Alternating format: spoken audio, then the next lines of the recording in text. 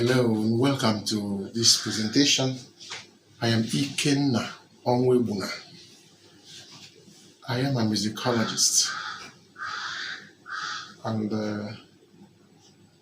in this symposium where we are looking at disruptions, breaks and ruptures, we're actually interrogating disruptive events and ideas along the Igbo timeline. Then my presentation within this theme is disruptions, fusions, and diffusions in Igbo musical practices. Being myself a musicologist and an Igbo, it makes sense to look at the manifold disruptions of the multidimensional realities of the Igbo musical culture. And that is the concern. And in considering disruptions, we are looking at commotions, interruptions, distractions, interferences, disturbances. In fact, whatever it is that displaces the status quo in the Igbo musical practice performances would fit in. And in looking at that, the question becomes, what do you mean by Igbo musical practices? So the Igbo, we know, are people of the southeastern Nigeria who today live in so many states in the southeastern states, including Abia, Anambra, Enugu, Ebonyi, Delta, Rivers, Imo, of course, and I guess a part of Cross River. Those who share boundary with the Ebonyi State also have a pocket of Igbo-speaking people. And when we study their music, we study it together. Why? Because music is an item of culture.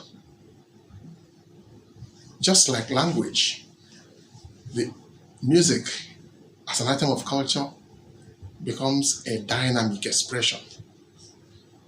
But then the unique thing about this is that when we talk about music in the Igbo sense, in fact in the African sense, it becomes difficult to pin it down to what somebody with a Western orientation will understand as music. Because actually there is no Igbo word for music.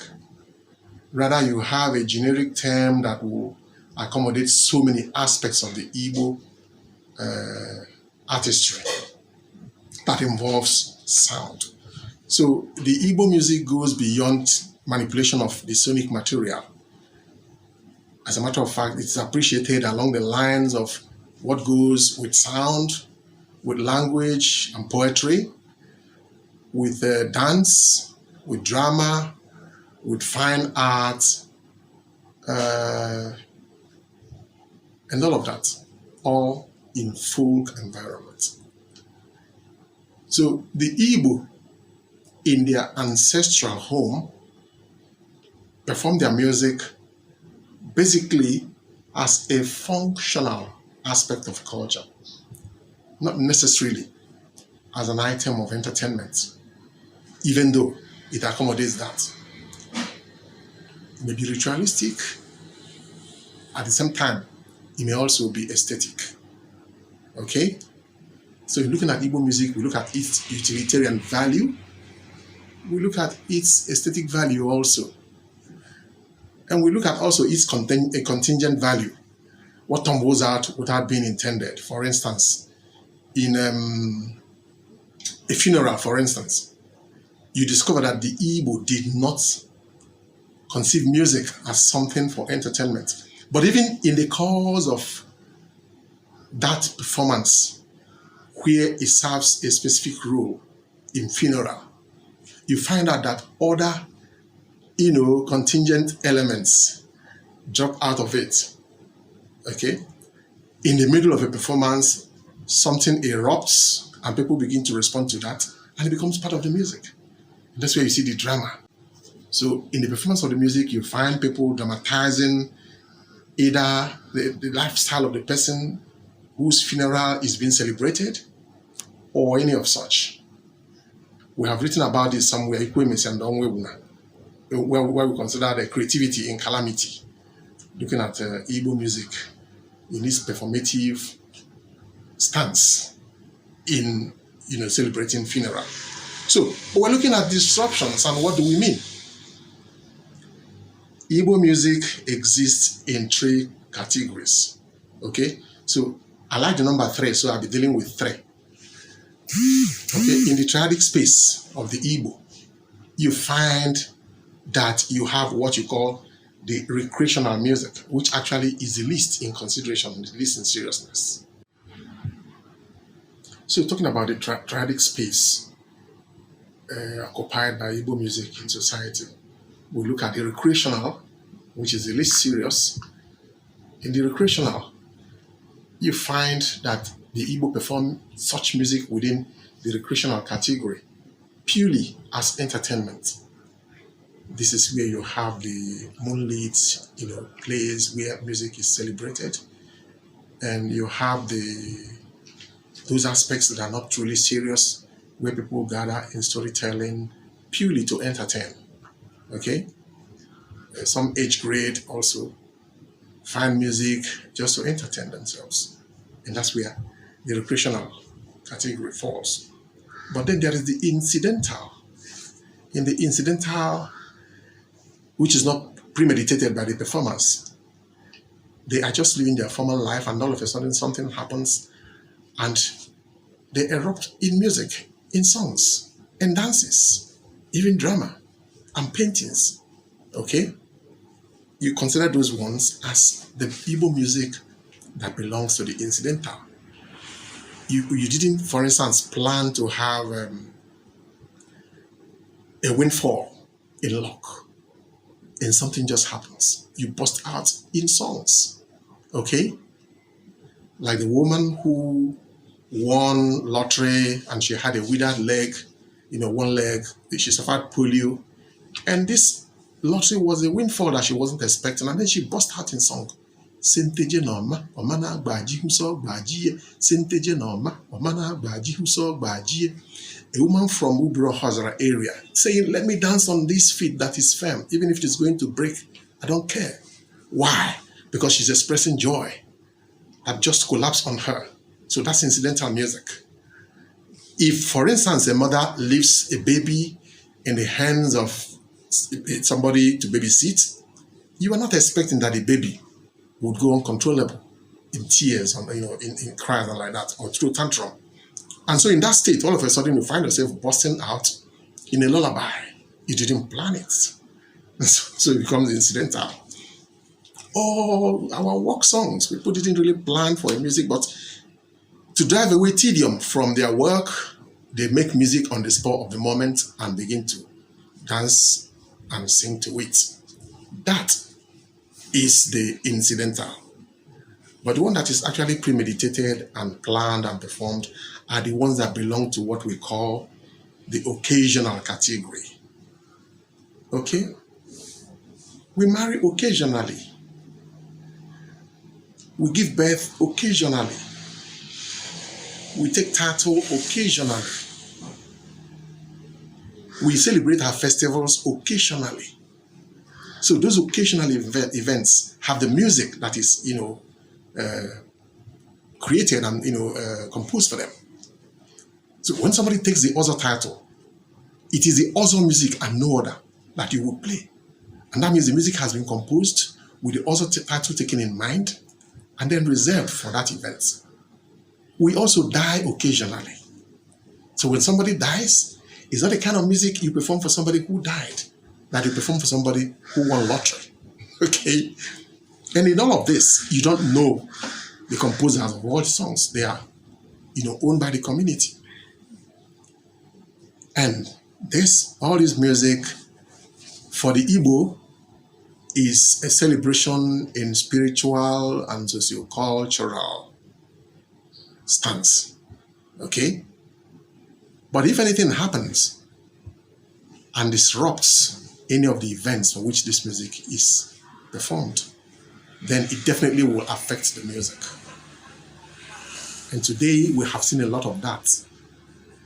the Igbo society of today is not the Igbo society of old. And also the nature of the Igbo people, okay, exotic in taste, lovers of innovations.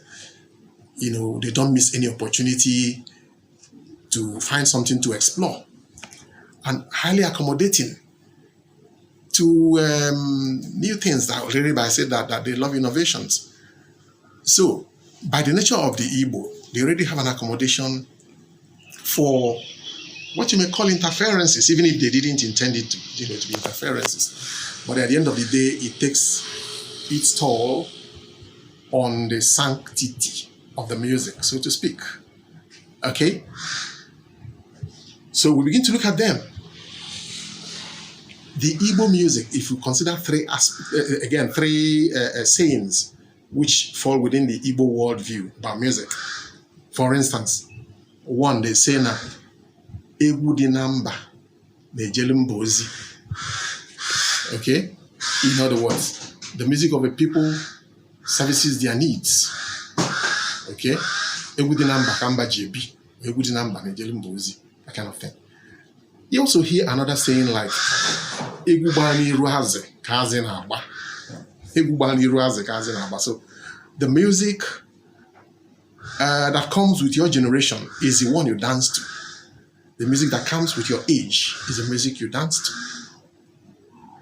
But then look at another saying that suggests that Igbo have a way of trying to protect the originality of their music, but even doing something should anything happen to disrupt that originality.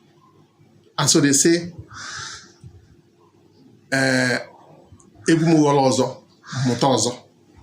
Egwu mughọrọ ọzọ, mmụta ọzọ. In other words, if my music should at any point pick up extraneous elements, I will learn a new one. Egwu mughọrọ ọzọ, mmụta ọzọ. Or they say abata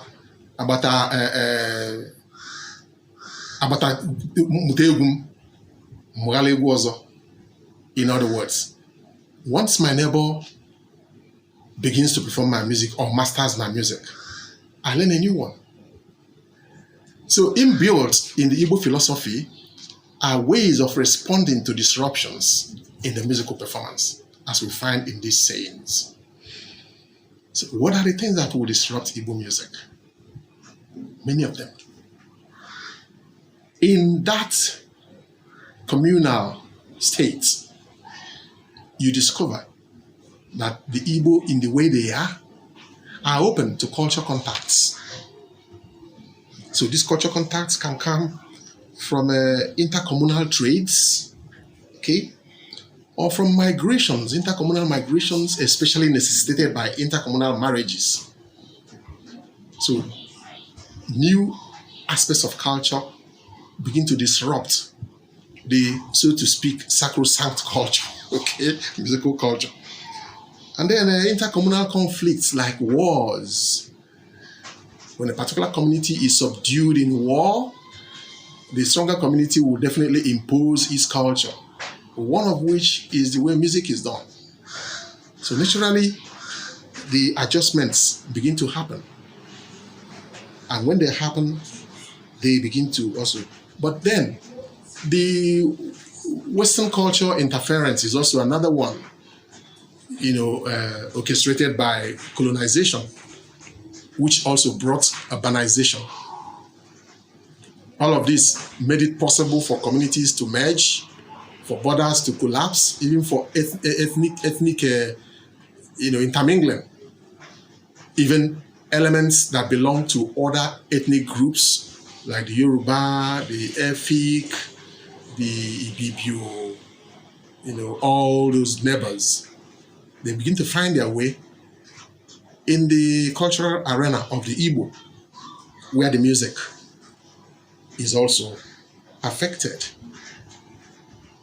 And when all of this collapse, you find that the Western influence or disruption is still going on up till today.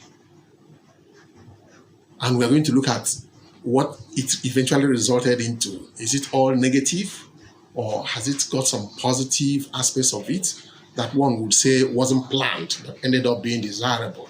Like I spoke about creativity and calamity. So Western epistemic notions are some of the disruptions. Okay, today, if you're telling any child about a lullaby, the child is thinking about the English lullaby, not knowing that lullaby is just a song that is used to lull a child to sleep. And we have our own. Okay, when my children were little, I used to sing them both. But I found out that the ones that endured were the ones that were purely Igbo. Okay? And even as they are grown, sometimes they ask me to remind them about those songs. Okay? One like, Wanwando, Wanwando, Wanwando, Wanwando. Kedu ụbọchị mmeje abụọ ka m zụtala gị iwe? Kedu ụbọchị mmeje oyi eje zụtala gị iwe? Wanwando, Wanwando. But today, if you talk about lullaby, you think about those ones that are Euro-American, composed. And so that also results to lack of self-discernment. You find it difficult to even understand who you are as Igbo because of these culture contacts, especially the ones orchestrated by colonization. So the exacerbation on Igbo musical culture is done mostly, the ones that has brought about a lot of disruption has come mostly from Western colonization. Then religious myopia also came from colonization, the imposition of Western religion on us today. If you talk about certain practices that go with the music, like the cryptic music, the music that is used for invoking the spirits, somebody will quickly write it off under religious sentiment that it's devilish, it's evil. Okay? But we're going to see how the so-called evil or devilish music has transformed into popular music that is consumed, even claimed by distant cultures who did not even start it themselves, who came through domination, and at the end of the day ending up benefiting from it. Political myopia is there too. Today we are practicing democracy, and in democracy we enact laws that negate our valuable culture. And we carry on. In funerals, for instance, in Awka, where I come from, a funeral is celebrated in a number of days. And there are reasons for this. But today, through political and legislative negotiations, funeral is restricted to 1 day. And in that 1 day, you don't have the wake. The wake itself has its spiritual impulse and has lots and lots of musical performances that have functional values and roles in the environment. All of that is lost to political myopia. Okay? And then in the first day of the burial proper before the funeral, which happens on the third day, there are all manner of musical performances from different people who are related to the deceased, who owe the deceased all these, rituals, so to speak. And they are all lost because we have a government that, dictates the way we should even breathe. And so that caused a disconnect from our original ancestral consciousness. These are all disruptions. But do they also have positive values? The answer is yes. Today, we have the music of Awka people, for instance, Egwu Ogene Awka. It's practiced mostly now by Nkanu people in Enugu State. What happened? Through cultural contacts, this music is transported from Awka, of course, coming from the metal technology of the Awka people through blacksmithing. Ogene became a musical instrument, the metal clapperless bell. But what happened? Awka people gave in to colonial influences, so to speak, Western domination. And the music naturally traveled to Nkanu people who found value in it. And today, they are not just performing it, They're also recording it in a new version, which is called popular music. Okay? So mostly what we have today as popular music can be appreciated in, again, three categories. The ethnic popular music, the inter-ethnic popular music, and the international popular music. All these are proceeds of disruptions. The ethnic environment was interrupted through cultural contacts.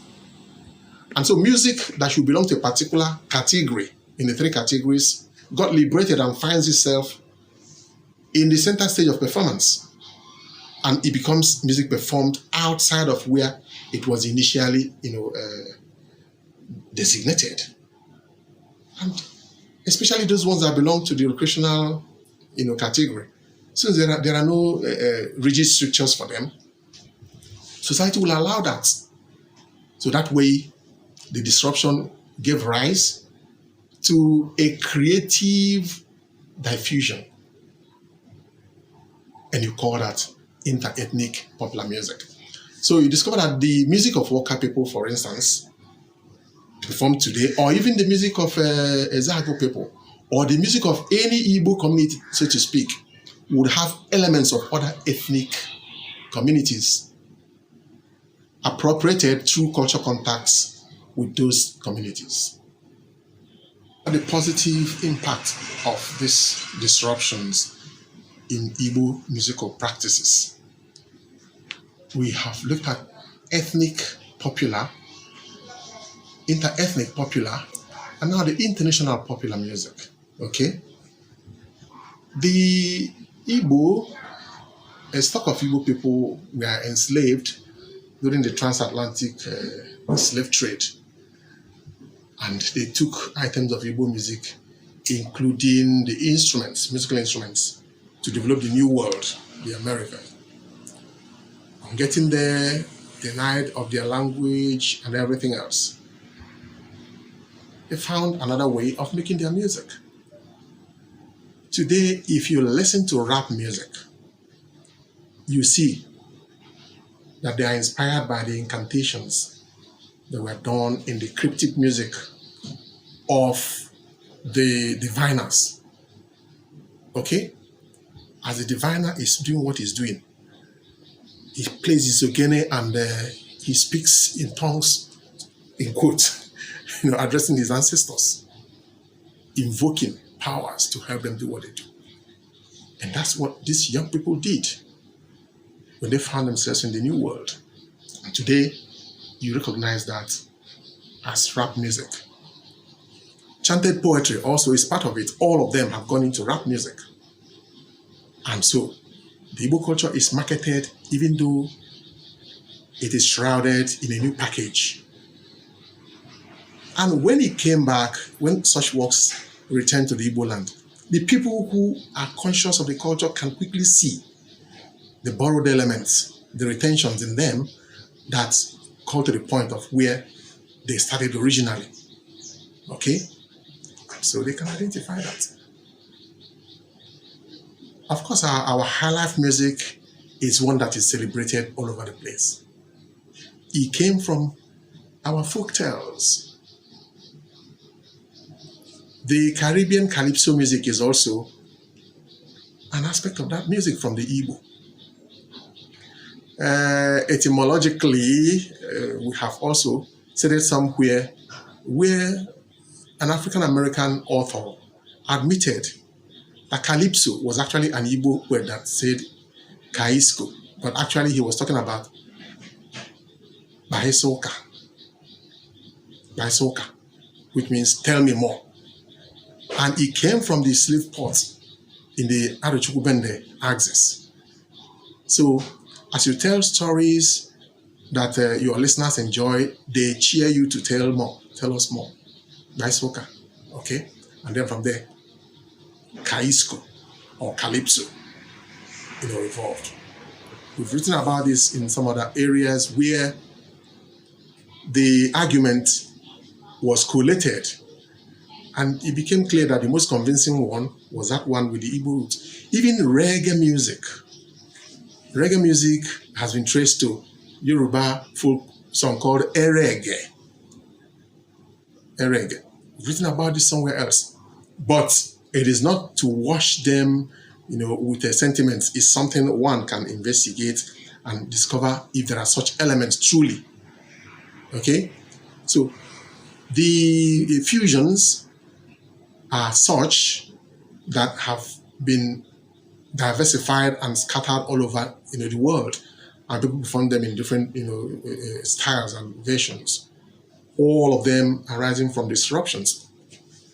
Recently, even our festivals have also been greatly affected, and it has picked up foreign elements.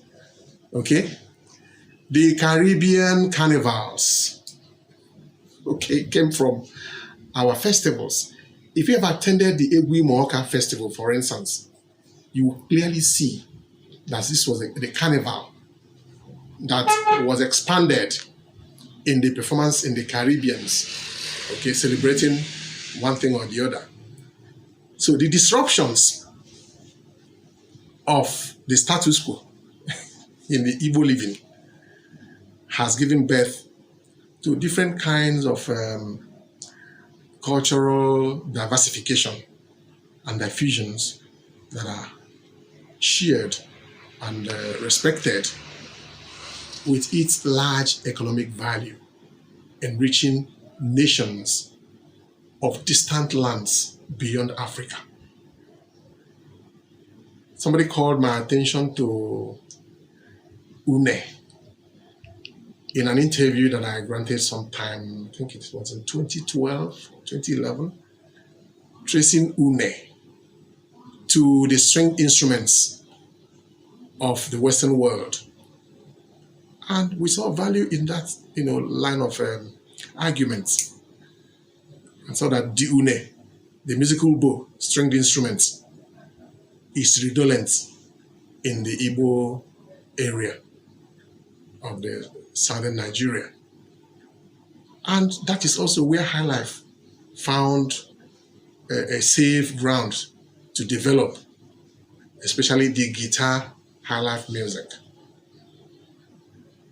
So these are the gains of disruptions. Today, the world order has been disrupted by the COVID-19 pandemic. And how has it affected our music?